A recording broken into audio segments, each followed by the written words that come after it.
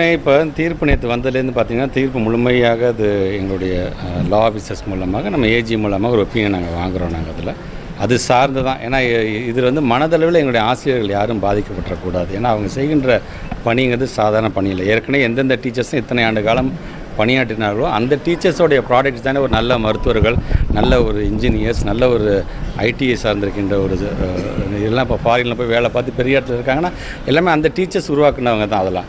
So அந்த டீச்சர்ஸ்க்கு என்ன விதமான ஒரு நியாயத்தை இப்போ மாண்புமிகு பொருந்திய நீதிமன்றம் நேற்று ஒரு தீர்ப்பு வழங்கியிருக்கின்றது. ஸோ அது சார்ந்த அடுத்த கட்டமாக என்ன செய்யலாம் என்பதை முடிவு செய்ததுக்கு பிறகு எந்த ஒரு டீச்சரையும் விட்டுவிடாமல் அவர்களை அரவணைப்பதற்கு என்னென்ன செய்ய முடியுமோ அதை கண்டிப்பாக நாங்கள் செய்யலாம். ஆர்டிஇ தான் இன்னும் அவங்க ஒன்றிய அரசுலேருந்து கிட்டத்தட்ட 600 கோடி ரூபா நமக்கு வர வேண்டிய பணமே வராமல் இருக்குதுல்ல. இப்போ என்ன தான் நம்முடைய மாநில அரசாங்கம் நம்முடைய 40% கொடுத்தாலும் அது வந்து போதுமானதாக இருக்காது.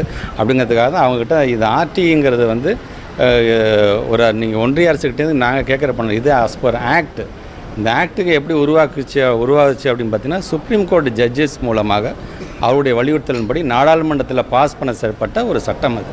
அந்த சட்டத்தின் அடிப்படையில் அவங்க பணத்தை விடுவிக்கிறது தான் அவர்களுக்கான அழகு. ஆனால் அதை செய்யாமல் இதிலும் அரசியல் பார்க்குறார்கள். அப்படியே அது வேதனைக்குரியது. ஏன்னா இத்தனை ஆண்டு காலம் எதுவுமே கேட்காம அவங்க பாட்டு ரிலீஸ் பண்ணிக்கிட்டே இருந்தவங்க திடீர்னு ஒரு இந்த கொள்கையை நீ ஒத்துக்கிட்டு கையெழுத்து போட்டு அப்போ தான் தருவேன் என்று சொல்லுகின்ற அந்த பிளாக்மெயில் பண்ணக்கூடிய ஒரு நிகழ்வை அதுவும் எஜுகேஷன் டிபார்ட்மெண்ட்டில் பண்ணுறாங்களே. ஒரு மாணவ செல்வங்களே காக்க முடியவில்லை என்று சொன்னால் இந்த நாட்டை எப்படி அக்கறையோடு அவர்கள் காப்பார்கள் என்ற கேள்வி தான் நான் வைக்கிறேன். இந்த டைம் டேபிள் பொறுத்த வரைக்கும் ஒவ்வொரு ஆண்டும் பார்த்திங்கன்னா நம்ம வந்து டிஆர்பி மூலமாக ஒரு டைம் டேபிள் போட்டு அந்த டைம் டேபிள் படியாகத்தான் உங்களுக்கே தெரியும் ஒரு நோட்டிஃபிகேஷன் கொடுத்து அது சார்ந்த எக்ஸாம் நடத்துலேருந்து அதுக்கு பிறகு சர்டிஃபிகேட் வெரிஃபிகேஷன் இதுவே பார்த்திங்கன்னா 3-4 மாதங்கள் ஆகிடும். அதில் யாராச்சும் ஒரு கேள்வியில் இந்த கேள்வி எனக்கு சந்தேகம் இருக்கின்றது, இதில் வந்து தவறு இருக்கின்றது நீதிமன்றத்துக்கு போனாங்கன்னா அது சார்ந்து எவ்வளோ நேரம் நம்ம டிலே ஆகுது நீங்களே பார்க்குறீங்க. இந்த இப்போ நம்ம கொடுக்க போகிற இந்த அப்பாயின்மெண்ட்டு போன வருஷம் நவம்பர் மாதம் இறுதியில் கொடுக்கப்பட்டிருக்க வேண்டிய ஒரு அப்பாயின்மெண்ட்.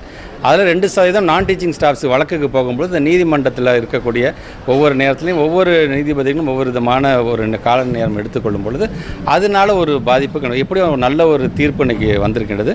கண்டிப்பாக இது நம்ம கொடுக்கும்பொழுது அடுத்தடுத்த டைம் டேபிளையும் நம்ம கொஞ்சம் கொஞ்சமாக நான் கொடுத்துருக்கணும். நீங்கள் சொன்னது உண்மை தான். இன்னும் எங்களுக்கு வந்து ஒரு 10,000 டீச்சர்ஸ் தேவைப்படுது. அது சார்ந்து அதுக்குன்னு எங்கேயுமே நாங்கள் வந்து டீச்சர்ஸ் இல்லாமல் எங்கேயுமே பாடம் நடத்துறதெல்லாம் தடைப்படுறதில்லை. எஸ்எம்சி மூலமாக உடனடியாக அதற்கு பணங்கள் ஒதுக்கீடு செய்யப்பட்டு எஸ்எம்சி மூலமாக அதை நாங்கள் அந்த பாடத்தை நாங்கள் நடத்திருக்கோம். ஏன்னா குழந்தைங்களுக்கு எந்த விதத்திலும் அது ஒரு தடங்களாக இருந்துவிடக்கூடாது என்று பார்க்குறோம். எங்களோட டைம் டேபிள் படி எந்த ஒரு கோர்ட் இதுவும் இல்லாமல் போனது என்று சொன்னால் வித்தின் 1.5 வருஷத்துலேயே எங்களால் கண்டிப்பாக அனைத்தையுமே எங்களால் நிரப்ப முடியும் நம்பிக்கை எங்களுக்கு.